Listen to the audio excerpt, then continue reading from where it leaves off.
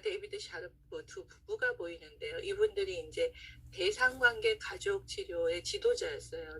그래서 대상관계, 정신분석적 그랬는데 왜 대상관계 가족 치료? 정신분석의 백그라운드를 갖고 거기서부터 이렇게 정신분석이 발달을 하기 시작하거든요. 그래서 이제 우리가 가족 치료적인 개입을 하시는 분들은 대상관계적 이론을 가지고 가족 치료를 하세요.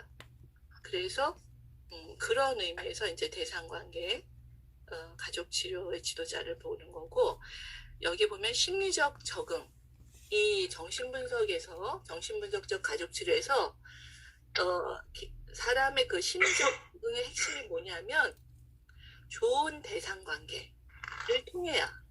그러니까 좋은 대상관계는 누구냐면 지금 내 곁에 있는 사람들, 내 옆에 있는 사람들, 또 나의 어린 시절의 중요한 양육자들, 이런 사람들이 대상인 거죠. 그래서 나하고 좋은 대상 관계를 통해서 그것이 어린 시절에는 자기 안에 부모의 메시지들이, 부모가 이건 잘못된 거야, 그렇게 하면 나쁜 거야, 이런 얘기들이 내 안에 어떻게 되냐면 이걸 내사된다 그래요. 인트로젝션이 돼요. 내사가 돼서 그렇구나, 저런 거는 아닌 거구나, 저건 잘못된 거구나, 저건 나쁜 거네, 이런 것들이 내 안에 들어와서 그런 것들을 이제 형성하게 되죠. 내사된 것들이. 그러면서 어떤 것도 그 대상이 나를 어떻게 바라봐 주지? 어린 유아들에게 그 대상이 나를, 애기가 뭐 할 수 있는 게 없죠. 뭐 성과를 낼 수가 있는 게 없잖아요. 그냥 그 애기를 있는 그대로 바라보면서 이뻐하고 사랑하고 부드럽게 접촉해주고, 그러면 이 아기는 그 대상이 내가 참 괜찮은가 봐. 그 돌봄을 통해서 그걸 가져간다는 거예요.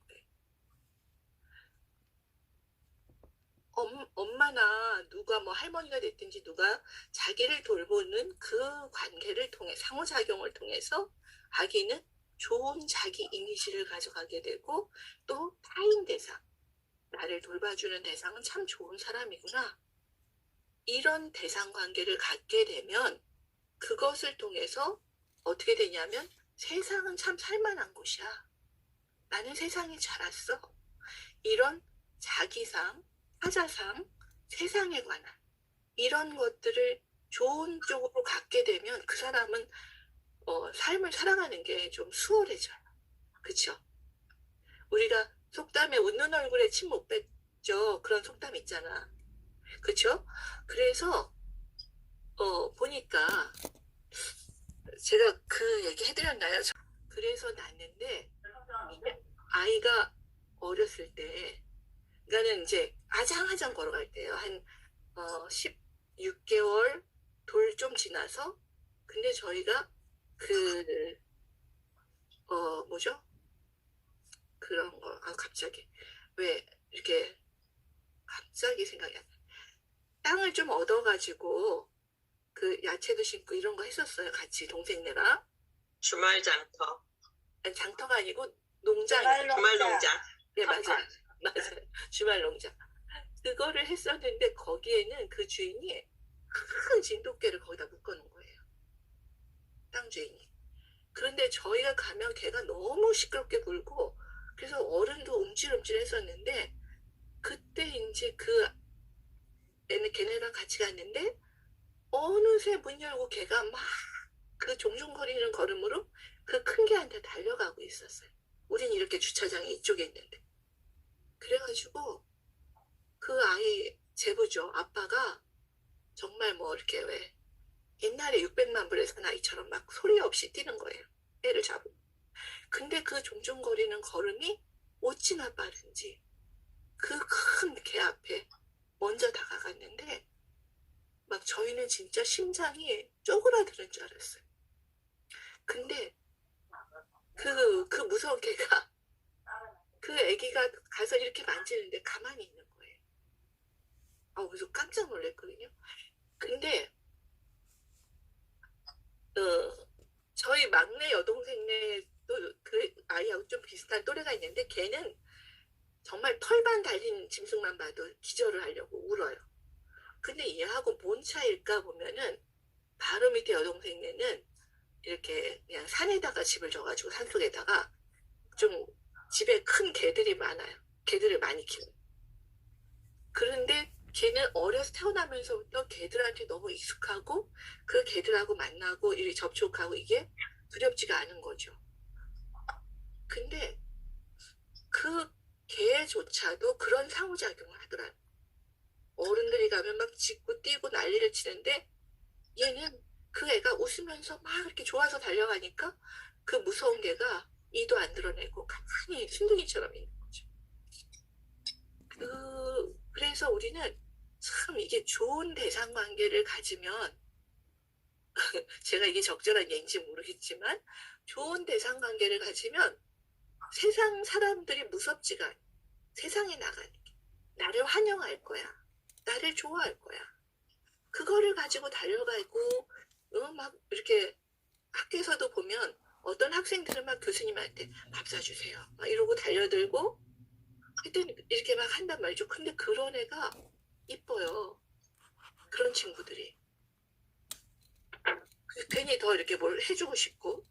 근데 쭈뼛쭈뼛거리고 그러면 아이 쟤 왜 저래? 이런 마음이 또 든단 말이죠.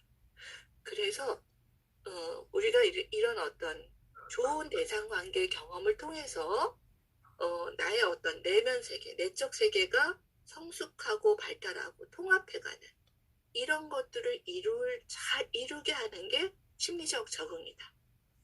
그러면 이제 초기에 이런 대상 관계가 좋지 않아서 굉장히 심각한 어떤 방어 기제를 갖고 있는 분들이 있어요. 그래서 그런 분들을 어떻게 치료해낼까? 이제 이거를 오늘 정신분석적 가족 치료에서는 볼 거예요.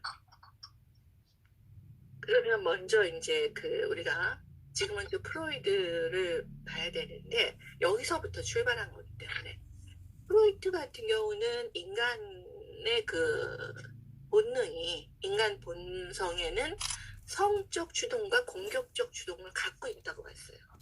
그래서 프로이트가 가장 먼저 대상이라는 말을 썼는데 그 추동을 채우려고 성적인 욕구 어떤 그런 만족을 채우려고 대상을 어떻게 보면 그 대상은 나한테 그 만족을 채워주는 존재.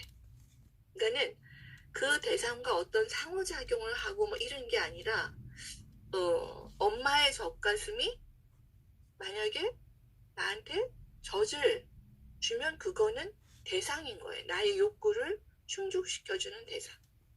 그래서 그 대상과 어떤 상호작용을 하는 존재라고 보지 않았다는 거예요.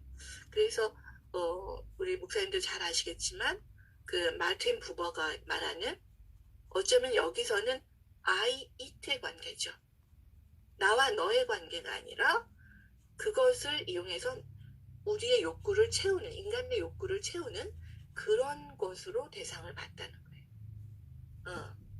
그래서 그러면은 이제 그 대상이 우리 아이가 본능을 채우려고 할 때 근데 예를 들면 그것을 잘 받아줄 수 있는 상태인 엄마가 그럴 때도 있지만 아니면 너무 지나친 것처럼 느껴져서 때를 쓴다든가 막 이러면 혼나기도 하죠.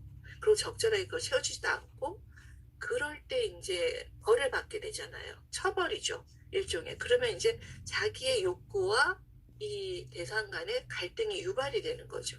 그러면서 점점 불안해지고 그런 심리적 불안들이 생겼을 때 이 아이는 이제 방어 기제를 발달시킨다는 거죠. 예를 들면 뭐 여러 가지 방어 기제가 있어요. 근데 조금 더 이제 방어 기제 중에는 뭐 투사를 한다든가 자기 안에 그 공격성을 저쪽에서 나를 공격하고 있다고 투사를 한다든가 아니면은 조금 더 세련되게 합리화를 시킨다든가 합리화의 어떤 예로는 그런 것들이 있죠. 신포도 그 여우가 말하는 신포도 저 포도는 지가 올라가서 따먹을 수가 없으면 저거는 분명히 신포도일 거야. 뭐 이런 방어 기제들, 여러 가지 부인을 한다든가 이런 것들이 이제 방어 기제가 이렇게 여러 가지로 발달이 된다라고 봤어요. 프로이트의 제자이면서 또 이분은 여자분인데 멜라니 클라인이 되게 중요한 인물이에요. 멜라니 클라인은 이제 자기 아이들을 많이 이렇게 연구를 했는데 자녀들을 유아들은 그냥 정말 프로이트가 말하는 그런 대상을 추구하는 그게 아니라 그 대상으로부터 애정 대상, 그러니까 나한테 뭔가 이렇게 정말 따뜻함을 주고 관계를 해주고 그런 대상 관계를 원한다. 그래서 그 과정을 통해서 그 내면화된 그것들이 이 유아가 세상과 관계하는 방식 이런 것들 또 세상을 바라보는 관점을 발달시키게 된다고 보는 거예요. 그래서 멜라니 클라인의 중요한 그 이론 중에 이 편집 분열적 자리와 우울적 자리라는 개념이 있어요. 그러니까 무슨 말이냐면 편집 분열적 자리라고 하는 것은 유아가 태어나서 몇 주 정도 얼마 안 됐을 때 하는 그 위치인데 아직 인지력이 충분히 발달도 안 됐기 때문에 이 대상이 내가 원하는 것들을 잘 나한테 좋은 대상으로서 잘 이걸 해줘야 되는데 그렇지 못할 때가 있죠. 예를 들면 엄마의 젖이 잘 안 나온다든가 또 너무 많이 나와서 애를 허겁지겁하게 한다든가. 근데 이거를 통합할 수가 없어 애기가. 한 존재가 하나의 대상이 좋기도 하고 나쁘기도 하고 이렇게 이걸 통합을 할 수가 없기 때문에 분리시키는 스플릿된다는 거예요. 그래서 좋은 젖가슴, 나쁜 젖가슴. 좋은 젖가슴일 때 아이는 좋은 나를 반영하게 되고 나쁜 젖가슴일 때는 나쁜 나를 반영합니다. 근데 우리가 여기서 이제 중요한 개념이 뭐냐면 만약에 이 시기에 편집 분열적 자리에 고착이 되면 어떤 성격 유형이 되냐면 경계선적 성격이 된다는 거예요. 경계선적 성격은 이제 그냥 저희 상담하는 사람들끼리는 경계선 성격 장애는 하나님도 못 고쳐 막 이런 말을 해요. 왜냐하면 그런 사람들은 어떤 때는 정말 입안에 혀처럼 잘해. 너무너무 잘해. 정말. 그런데 한순간 뭔가 자기하고 틀어졌어. 그러면 그렇게 무서울 수가 없고 그동안 좋았던 것들이 하나도 없어지고 완전히 나쁜 사람. 응? 완전히 막 적대적인 관계. 그러니까 이게 뭔가 좀 이렇게 우리가 신뢰롭고 스테이블하고 이런 관계가 돼야 되는데 너무 좋았다가 그냥 막 니 거 내 거 없이 막 들어오고 그랬다가는 뭔가가 틀어졌을 때는 그렇게 확 그냥 180도 달라져가지고 그러면은 이제 너무 무섭죠. 우리가 관계하는 기가. 그쵸? 그래서 이런 분들이 교회 안에 있으면 되게 힘드실 거예요. 네, 그렇게 경계선적 성격의 뿌리가 된다는 거예요. 그리고 이제 아이가 좀 더 자라면서 하나의 대상이었구나. 그러면서 나의 만족을 주고 나의 기쁨을 줄 수도 있지만 나를 좌절시키기도 하고 나를 슬프게 할 수도 있는 그런 대상이 하나의 대상이구나. 그러면서 이제 우울적 자리로 옮겨진다는 거예요. 이게 통합해가는 거예요. 그래서 아이가 이렇게 발달을 해가야 되는데 그 상태에 머물면 그렇게 우리가 어떤 사람도 뭐 너무너무 좋은 사람일지라도 때때로 우리를 실망시킬 수가 있고 그 그림자가 있잖아요. 그쵸? 그래서 털어서 먼지 안 나는 사람 없다 이런 말 있는 것처럼. 그런데 저 사람이 그럴 수도 있지. 그렇지. 그럴 때도 있는 거지. 이렇게 통합을 해줘야 되는데 그게 안 되고 막 갑자기 형편없는 사람이 돼버리고 완전히 이러면 이제 불안한 거죠. 그래서 어린 시절의 대상관계 경험이 이후의 대인관계와 사회생활에 중대하게 영향을 끼친다. 이제 멜라니 클라인의 연구는 그런 영향을 주고요. 그 다음에 이제 르네 스피츠와 볼비도 굉장히 중요한 사람들이에요. 스피츠 같은 사람은 이 스피치 연구 제가 동영상을 이거는 꺼내놓지 않았네. 왜 스피치가 그 헝가리 사람인가 그런데 그 국립병원의 정신과 의사였어요. 아동. 근데 그 2차 세계대전 이후에 전쟁 고아들을 국립병원에서 이제 이렇게 다 모아서 하는 아니죠.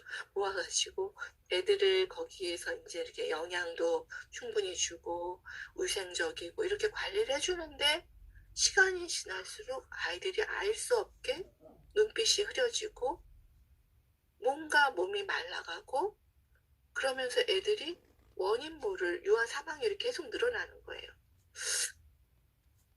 그래서 이제 스피츠가 이렇게 연구차 뭐 멕시코인가 어디를 이렇게 갔는데 거기에 고아원에 있는 아이들을 보게 됐다는 거예요. 근데 그 고아원에는 자기네 병원처럼 충분한 건강, 위생 이런 관리가 전혀 안 되고 있었어요.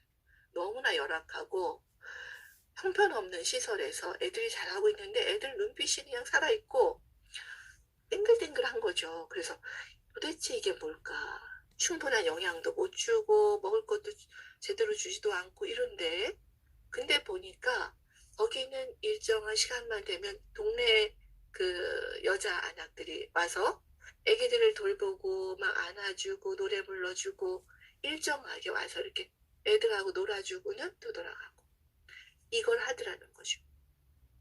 그래서 스피치의 연구 중에 뭐가 있냐면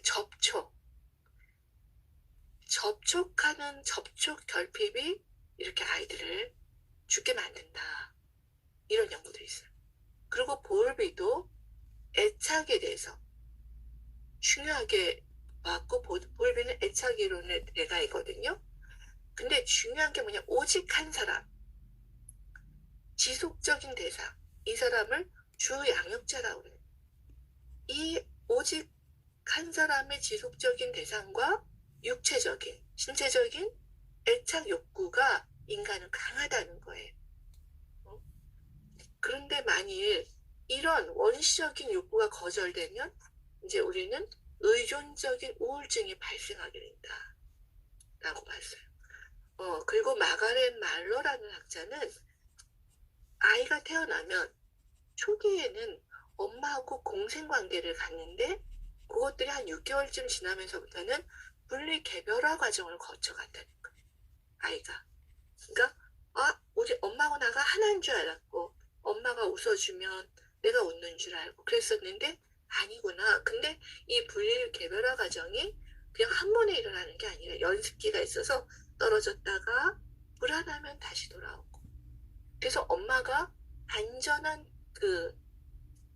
베이스먼트 그러니까 안전한 기지, 안전 기지를 만들어주면서 아이가 이게 분리개별화를 할 수 있도록 이렇게 떨어질 수 있도록 떠나갈 수 있도록 이런 성공적인 분리와 개별화가 일어나야지만 이 아이는 잘 분화되고 내적으로 통합된 자기를 형성할 수 있다. 그래야 그것이 자기와 정체성 발달에 도움이 된다는 거예요. 근데 이런 것들이 잘 안 되면 이제 왜 분리불안이라든가 이런 거 주변에서도 아이들 보지 않으세요? 굉장히 막 집착하고 떨어지지 못하고 저는 저희 딸아이 이제 이렇게 유치원 보낼 때 아파트에서 우리 앞동에 있는 아이가 너무 울고 떼쓰고 했더니 막 발버둥을 치고 그러면 선생님하고 엄마하고 막 이렇게 애를 무슨 떠서 막 넘기듯이 차 안으로 이렇게 넣고는 문 닫고 가고 막 이런 걸 봤어요. 그래서 그 아이가 너무 안타까운 거예요. 그렇다고 제가 그때 뭐 상담 공부를 할 때는 아니었는데 그래서 제가 이제 이렇게 집에서 뭐 애들 좀 이렇게 가리키는 뭐 그런 걸 하고 있었는데 그 엄마를 만난 김에 우리 집에 좀 와보면 어떻겠냐 이러면서 아이랑 우리 집에 오라고. 그리고 이제 엄마하고 그 공부하는 며칠 동안은 엄마랑 같이 와서 함께 참여하고 함께 놀이하고 이러면서 이 아이가 엄마하고 조금씩 떨어지기 시작하면서 애들과 이렇게 놀 수 있는 그런 분위기가 되는 거예요. 그게 제가 나름대로 연습 과정을 시켰던 거예요. 그리고 유치원에 갈 때도 그냥 애만 보내지 말고 그냥 한 며칠 동안이라도 엄마가 같이 가보면 어떻겠냐 유치원에.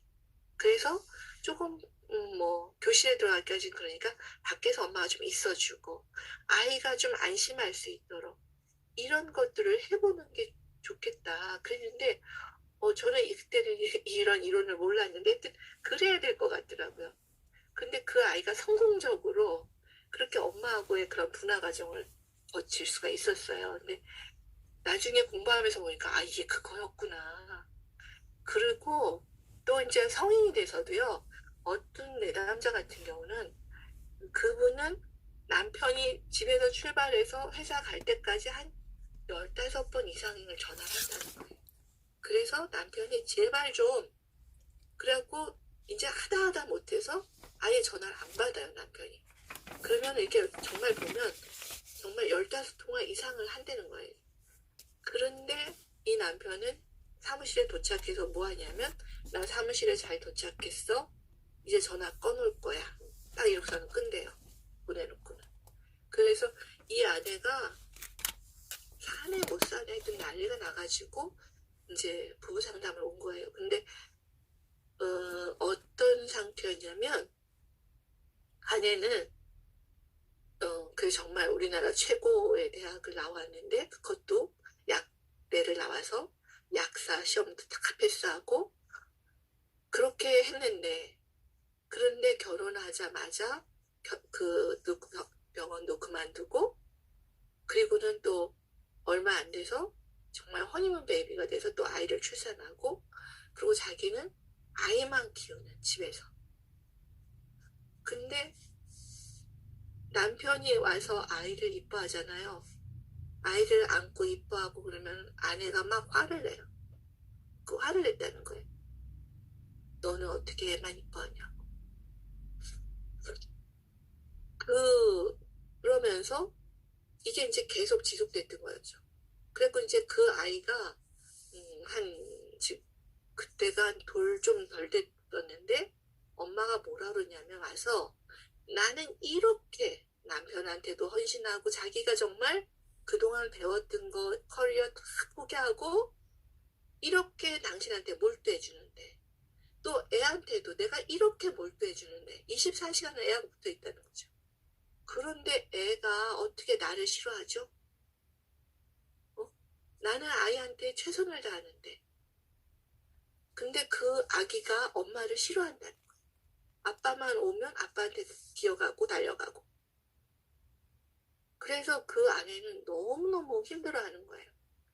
근데 엄마의 그 집착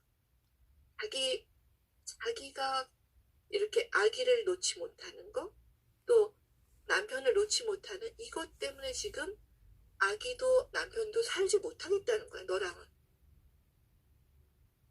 그러니까 안전한 애착 형성이 안 된 거예요. 그 아내분도 그 친정 엄마가 이혼을 하고 그 엄마가 이 아이한테 모든 것들을 다 해줬다는 거예요. 그런데 다 해줬는데 엄마는 안 해준 거예요. 엄마는 없었던 거예요.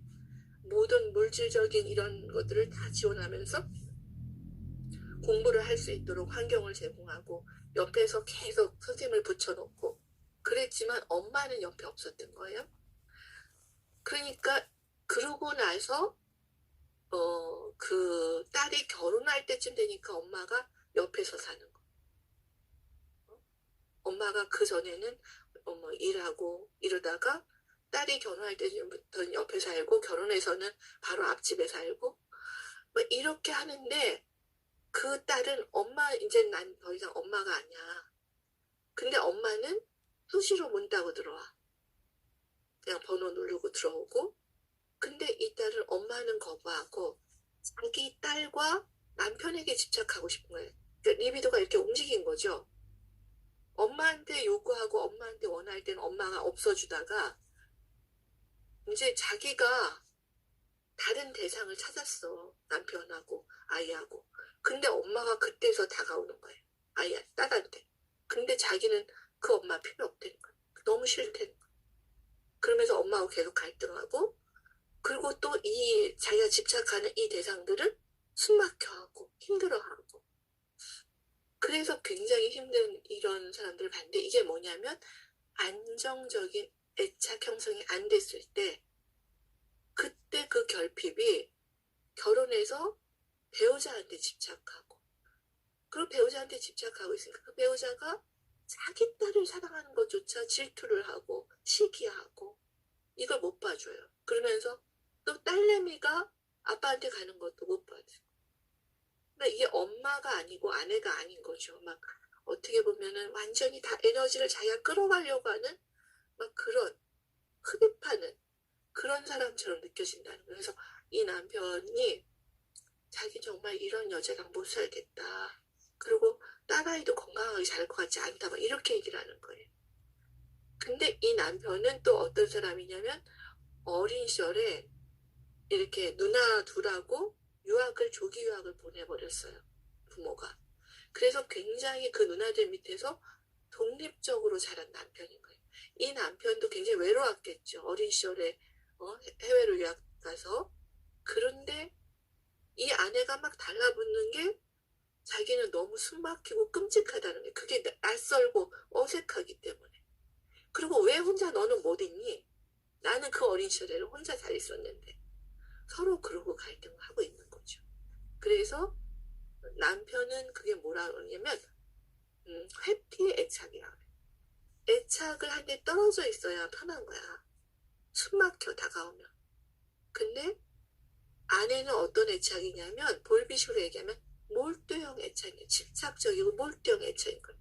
근데 기가 막히게 이렇게 부부들이 만나는 걸 보면요. 애착 유형 검사를 하면 그렇게 만나요. 한쪽은 회피 애착, 한쪽은 집착하고 몰두하는 애착. 그러면 어떻게 돼요? 집착하고 몰두하는 애착은 막 쫓아가. 집착하고 몰두해서. 근데 이 회피 애착은 무서워서 막 도망가요. 둘 다 사실은 친밀함, 정서적 친밀함이나 따뜻함이나 이것들을 원해. 그런데 둘 다 왜 그걸 원하면서도 그게 안 되냐면 너무 많은 큰 에너지로 다가오니까 이 사람은 두려운 거예요. 도망가는 사람은 무서워서 도망가는 거고 회피 애착은 버려진 것 같은 그 두려움 때문에 또 막 쫓아가는 거. 그래서 부부가요 이결 게임을 계속하고 있어요. 그래요. 그래서 마가렛 말로 설명드렸고 해리스텍 설리반은 이제 그 초기에 어머니하고 어린아이가 맺는 상호작용이 거기서 좋은 그 자기 이미지, 대상 이미지 이런 것들을 갖게 되면서 그 상호작용이 미래의 대인관계에 그대로 영향을 미친다라고 했습니다. 여기서 잠깐 제가 공유 중지를 하고 제가 혼자 떠드니까 저 혼자 가고 있는지 혹시 같이 저하고 같이 가고 계세요? 잘 듣고 있습니다, 교수님. 네. 그러면은 제가 화면 공유. 284페이지 하고 계십니다. 아, 네. 이거 한번 동영상 보여드릴게요. 다 아시는 걸 건데 한번 보세요. 그런데 해리 할로우의 원숭이 실험이요. 할로우 박사는 접촉이 중요한 애착 형성 요인임을 증명했다. 할로 몇 가지 독창적인 시도를 했는데 아기 원숭이에게 자기 양봉어를 선택하게 하나는 먹이를 주는 철사로 된 원숭이, 다른 하나는 먹이를 주지 않는 천으로 된 원숭이였다. 이 천 조각은 먹이는 주지 않지만 편안함과 사랑을 준다.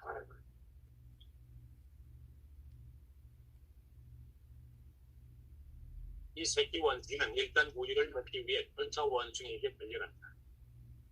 하지만 젖을 먹고 나자 재빨리 전 원숭이에게로 옮겨간다. 그리고 18시간 동안 여기에만 계속 붙어있다. 새끼 원숭이는 음식물보다는 부드러운 접촉과 보살핌을 택한 것이다.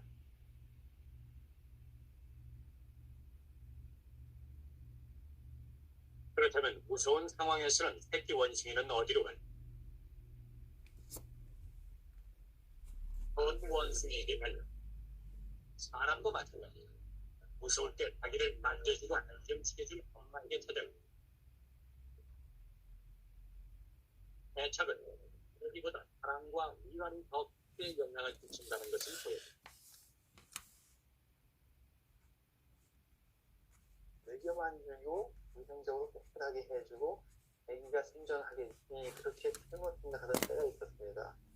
근데 그렇게 해서 자라는 애들이 대부분 그 병에 걸린다든지 제대로 정상적인 발육을 못하고 혹은 정박아가 된다든지 그래서 정상적인 발육을 못했습니다. 그래서 아이 어머니가 해주는 게 그냥 애를 먹여주고 깨끗하게 해주고 뭐 이런 것보다는 훨씬 더 해주는구나. 우리가 쉽게 얘기하는 이제 정서적인. 그리고 지난주에 제가 동영상 하나 보여드렸죠. 스틸페이스. 예. 그 대상이 이렇게 상호작용을 하면서 따뜻한 눈빛과 리액션을 보여주고 이렇게 해주는 게 굉장히 중요하다. 예. 그것으로 인간이 성장하고 자기 내면 세계를 발달시킬 수가 있다라고 하는 거죠. 다시. 그 다음에 이제 굉장히 또 중요한 학자, 정말 저희가 상담하면서 이분의 이런 이론들을 굉장히 많이 숙지하고 하는데 도널드 위니캇이에요. 이분은 이제 그 아동 정신의인데 유아가 충분한 성숙을 하기 위해서 반드시 안전하고 좋은 환경이 필요하다. 그 안전하고 좋은 환경은 주위 양육자가 이제 제공하는 건데 이분의 그 언어 중에 그만하면 좋은 엄마라고 책에는 그렇게 안 돼 있죠. 충분히 좋은 엄마 막 이렇게 돼 있을 것 같은데 저희가 충분히 좋은 엄마 이렇게 해석을 하니까 너무 부모 교육할 때요 엄마들이 충분히 좋은 거 뭔가 막 완벽하려고 그러거든요. 그래서 그냥 good enough를 그만하면 좋은, 나는 최적의 좌절을 주는, 너무 그 좌절이 커서 애를 정말 힘들게 만들면 안 되고 그만하면 좋아. 그런 마더링을 해줄 때 해주는 게 뭐냐면 유아의 욕구와 표현을 충분히 충족시켜주고 수용해주고 그리고 점진적으로 유아에게 독립성을 부여해서 좌절에 대한 인내를 길러주는 엄마. 그러니까 여기서는 좌절이라는 게 최적의 좌절도 줘야 된다는 거예요. 너무 아이에게 좌절을 주지 않는 엄마가 좋은 엄마가 아니라는 거예요. 그래서 그 엄마가 진정성 있게 아이하고 그런 상호작용을 해줘야지만 그 태도에 따라서 아이는 진정한 자기를 발달시키게 되는데 만약에 엄마가 아이하고의 상호작용하는 데 있어서 아이의 감정이라든가 이런 것들을 무시하고 엄마가 옳다라는 것들을 갖고 상호작용을 할 때 아이는 자기가 수용받지 못하기 때문에 내 감정을 표현하면 안 될 것 같은 뭐 이런 것들 때문에 거짓 자기를 발달시키게 된다. 그래야 엄마한테 수용받으니까 인정받으니까. 그래서 그런 어떤 정말로 아이를 충분히 넌 괜찮아 이런 것들을 해주고 있는가? 아니면은 아이가 원하는 것도 너 안 돼, 틀렸어, 뭐 하지마 막 이러면서 너무 많은 통제를 하게 되면 그런 것들을 하지 않으면 거부될 것 같은, 자기가 거절될 것 같은 그런 것들이 생기면 아이는 진정한 자기를 발달시킬 수 없다는 거예요. 너무 왜 막 조숙하고 이렇게 그런 아이를 우리는 착하다 그러고 뭐 잘 자랐다 그러는데 어렸을 때 그랬던 애가 사춘기가 되면서 계속 불변을 한다든가 아니면은 성인이 됐는데 집에서 안 나간 집콕돌이가 된다든가 뭐 이런 경우 있잖아요. 그러니까는 지금 이제 그런 애들이 가끔 있어요. 상담에서 만날 때 어렸을 때 너무 착했는데 제가 왜 그러는지 모르겠다. 집에서 안 나간다. 그런 것들이 이제 좌절이 너무 컸을 때 거짓차기로 자기를 발달시키다가 에너지가 없는 거예요. 그러면 이제 희귀꼬물이처럼 그렇게 집안에서 머무는 그런 것들. 그 다음에 이제 오토 컴버그는 이분은 대상관계 이론하고 추동 이론을 통합하면서 자개성 성격장애와 경계선적 성격장애를 설명을 했는데 특히 아까 제가 말씀드렸던 경계선적 성격장애에 대해서 설명을 잘하고 있고 어떻게 치료해 줘야 되는지를 이제 밝히고 있어요.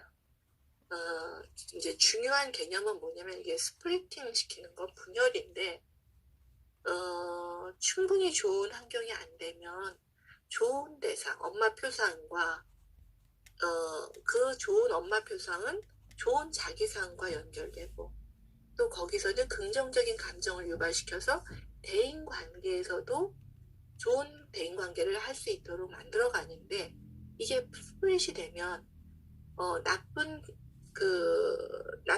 자기상을 갖게 되면 그것이 부정적인 그런 공격성, 자기의 어떤 부정적 감정 이런 것들이 촉발이 되면서 대인관계가 굉장히 안 좋아진다라는 거예요.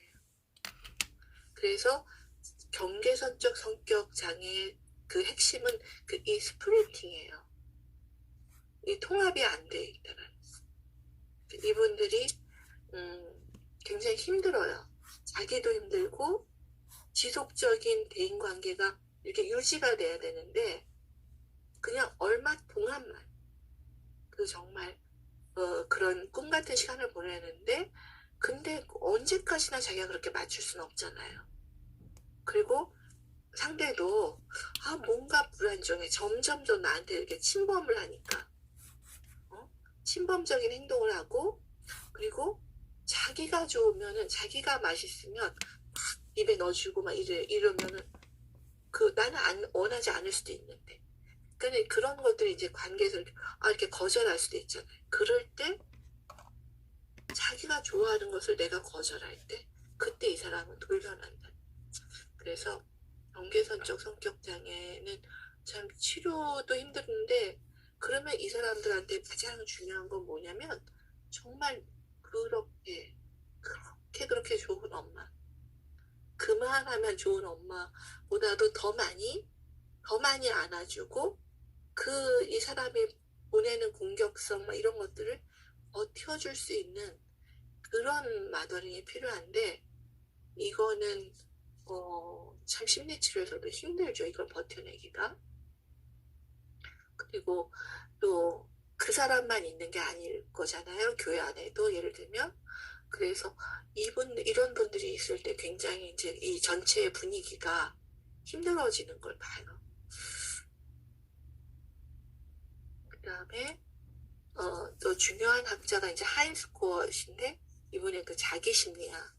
그러니까는 자기라고 하는 그 심리적 구조가 어떻게 생기냐면 이분도 마찬가지로 그 중요한 대상이 정말로 그 좋은 관계 상호작용을 해줌으로 해서 그 좋은 상호작용을 하인스 코엇은 자기 대상 경험이라고 그랬어요.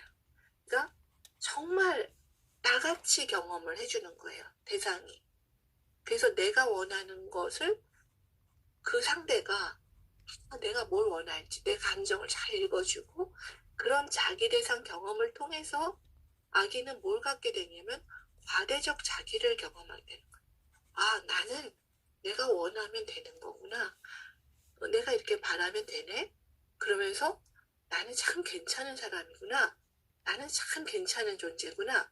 이런 과대적 자기 경험을 하면 그러면 이제 거기서부터 그 자존감의 뿌리가 이제 거기서부터 생기기 시작합니다. 난 참 괜찮은 존재네. 난 사랑스럽고 소중하고 귀한 존재네.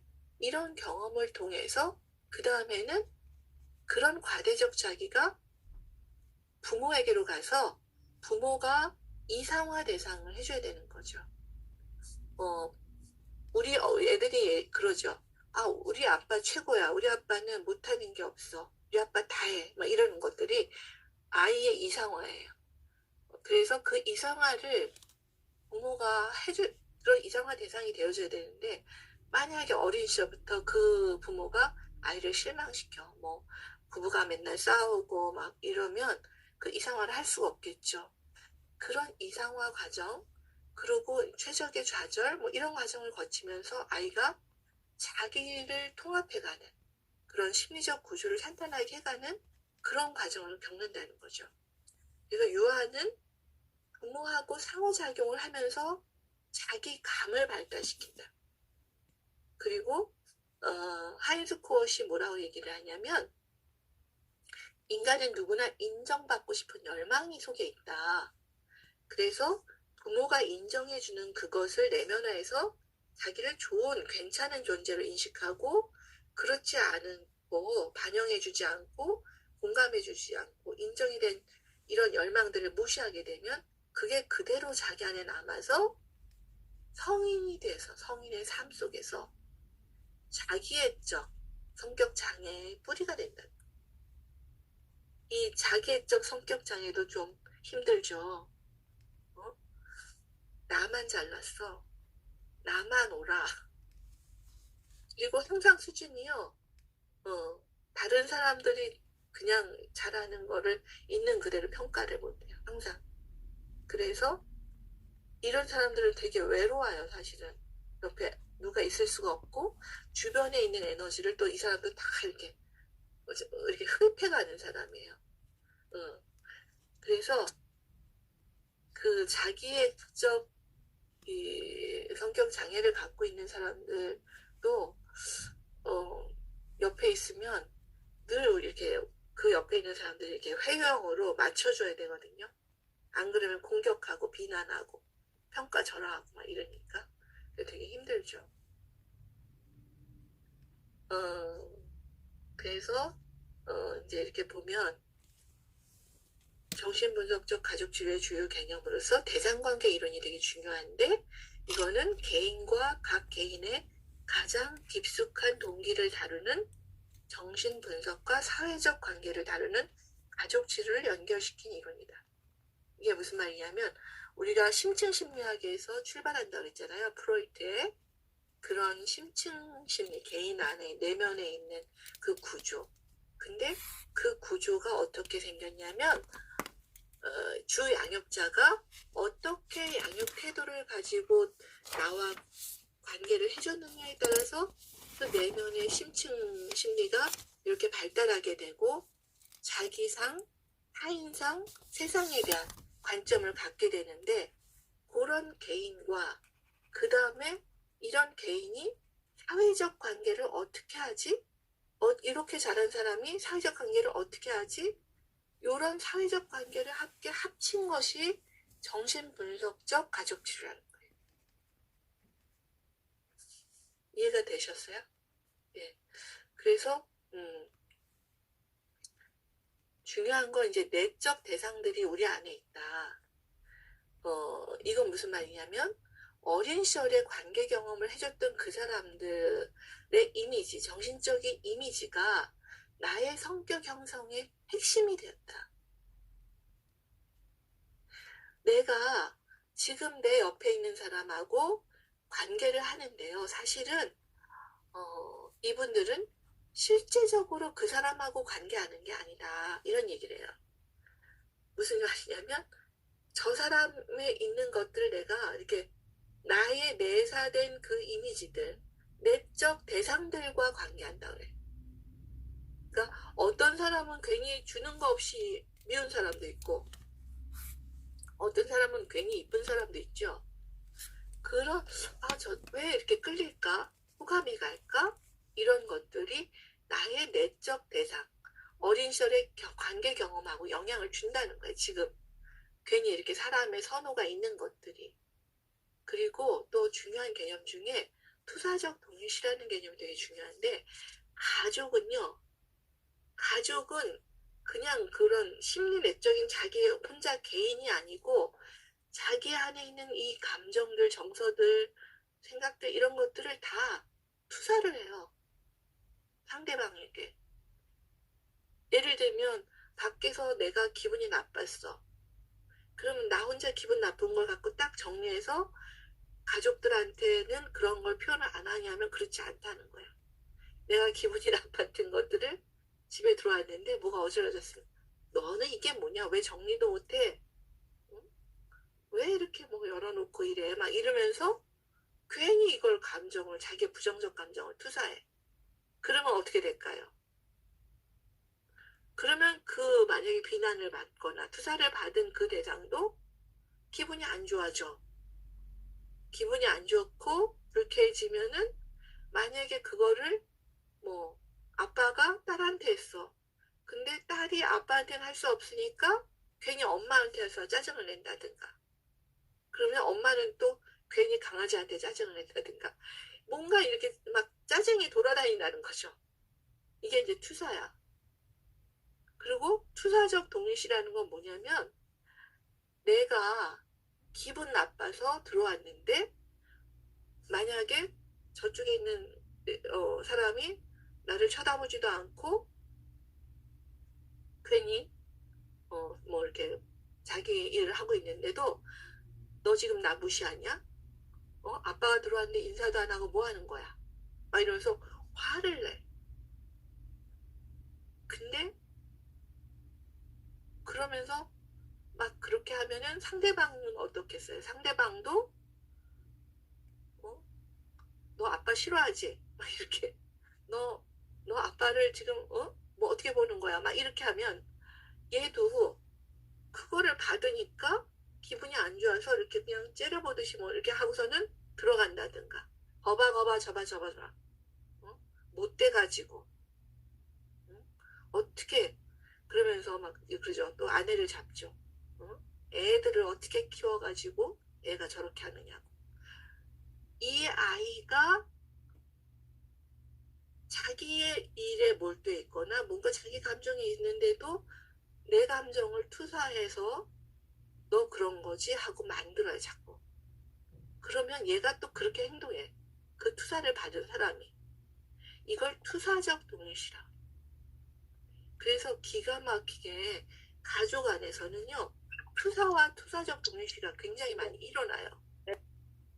그래서 좋은 관계를 하는 사람들, 뭔가 지지하고 배려하고 이렇게 하는 가족들은 그런 또 것들이 일어나니까 감정이 좋은 분위기들이 이렇게 막 더 많아지겠죠?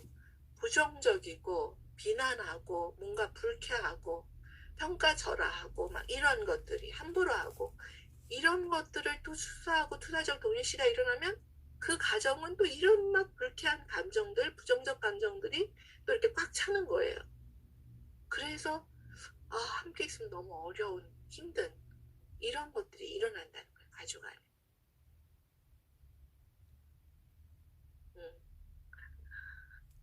그러면 제가 또 잠깐 공유 중지하고 지금 여기까지 오는데 혹시 질문 있으세요? 없으세요? 교수님, 그러면은 네. 이 정신분석적 가족 치료에서는 주로 이제 어린 시절의 경험이 이제 성장해서 나타나는 것 같은데, 네네. 어린 시절, 유아, 이거의 기간을 대략 어느 정도 생각하십니까? 이제 뭐 대상관계 학자들은요, 만 3세 웨디푸스 컴플렉스가 일어나기 전 그 시기까지 그 정도. 프로이트 같은 경우 정신분석학자들은 만 5세. 그러니까 우리나라 나이로는 실제 만 나이를 쳐야 되죠, 그렇죠? 네. 네, 그렇게 생각을 하시면 좋을 것 같고, 이제 조금 심리학에서도 계속 이렇게 흐름이 발달이 되고 있잖아요. 그러면서 이것들이 조금 더 늘어나고 있어요. 그래서 왜 뭐 에릭 에릭슨 같은 경우는 그 8단계를 얘기하잖아요. 사회과정의 8단계. 사회성격. 그리고 이제 이마고 치료사들도 성인기까지, 그러니까는 결혼 전 성인 초기까지를 봐요. 7단계로. 그러면서 초기 애착 단계, 아주 초기죠. 15개월까지. 그 다음에는 애들이 걷기 시작하고 일어나서 뭔가 이렇게 쫑쫑쫑 다니면서 탐험하는 시기, 탐험기. 그 탐험기를 지나면서부터는 나는 이런 애들이 왜 그런 거 있죠. 이거 내 거야 라고 말하기 전에 이거 손잡 거야. 이거 자기 이름을 넣어버려요. 그게 이제 그 베이비톡이 있잖아요. 나와 이거 내 거야 라는 오너십을 안 갖고, 그러면서 나는 이런 사람이야. 나는 이런 거 좋아해. 난 이거를 좋아해. 나는 나야. 나는 나는 파란색을 좋아해. 나는 핑크색을 좋아해. 뭔가 이런 자기의 선호나 자기의 어떤 정체성, 이런 것들을 갖고 있는 정체성의 단계. 그 다음에 내가 어떤 걸 할 수 있어. 나는 뭔가를 할 수 있어. 나 이렇게 해. 능력 단계. 그러면서 이게 학령기가 되는 거죠. 능력 단계가 되면. 그러면서 뭔가 자기가 해낼 수 있는. 그리고 그 다음에 조금 더 발달하면 애들이 동성 친구와 굉장히 깊은 어떤 친밀감, 또 비밀, 막 이런 것들을 가져가잖아요. 근데 부모들이 그 시기에 힘들어해요. 왜냐하면 이렇게 애들 부모에게 막 집중돼 있고 부모가 컨트롤하고 뭔가 이렇게 가르치고 하는 것들이 됐었는데, 그 전까지는. 근데 요 시기가 되면 적용이 잘 안 되고 친구의 메시지가 훨씬 더 중요해져요. 그래서 자기들끼리 비밀을 가져가려고 그러는데 부모가 그걸 허용을 안 해. 그래서 막 몰래 뒤져본다든가, 도대체 너 누구랑 요즘에 다니냐고 막 이러면서 감시하고 막 이렇게 되는데, 그것이 허용이 돼야 돼요. 너는 친구들하고 비밀을 가져도 되고 이렇게 친밀감을 갖고 이렇게 하는 게 당연해. 이거를 해줘야 되거든요. 근데 이제 요 시기에 또 문제가 조금 되는 건 뭐냐면, 제가 이제 한동안 애들 성교육을 많이 했었는데, 그때 뒤로 와서 애들이 물어본 애들이 있어요. 막 머리를 극적거리면서, 남자애들이 특히 이제 중학생, 고등학생들 좀 그렇고, 선생님 제가 동성애인 것 같습니다. 막 이러면서 상담 좀 받을 수 있을까요? 막 이런 애들이 있었어요. 그러니까 그 시기는 사실은 동성애라고 보기가 힘든 시기가 있어요. 그런 행동들을 할지라도. 왜냐하면 동성한테 끌려요. 동성 애들을 모델링하고. 그 시기가 지나면서 이성으로 넘어가서 이성과 친밀감을 갖고 뭔가 정말 사랑을 하고 내가 이성과 뭔가 성적인 이런 것들을 할 수 있고, 이런 것들이 또 컨펌이 일어나야 되고, 요 시기까지를 보는 이렇게 또 발달 단계를 이렇게 말하고. 그러니까 옛날 학자들은 하여튼 가장 중요한 이게 전반적으로 중요한데 핵심적으로 중요한 시기는 대상관계학자들은 만 3세까지다. 그래서 엄마의 뱃속에서, 예전에는 엄마의 뱃속은 안 쳤는데 지금은 엄마 자궁에서부터 잉태되는 그때부터 엄마가 어떤 심리적 상태를 경험하느냐가 이 태아한테 영향을 준다는 거예요. 그거는 인지로 기억하는 게 아니라 몸으로 기억되는, 조직으로 기억되는, 세포 조직으로 기억되는. 그래서 애들이 이렇게 태아 발달 그걸 보면 3개월만 되면 애들이요, 그러니까 3개월 되면 빛에 반응을 해요. 엄마 배에 빛을 비추면 애가 이렇게 몸이 움직여요. 소리에 반응을 해요. 그 저한테 옛날에 그런 게 있었는데 10주가 되면 애기들 발가락, 손가락이 다 생겼어.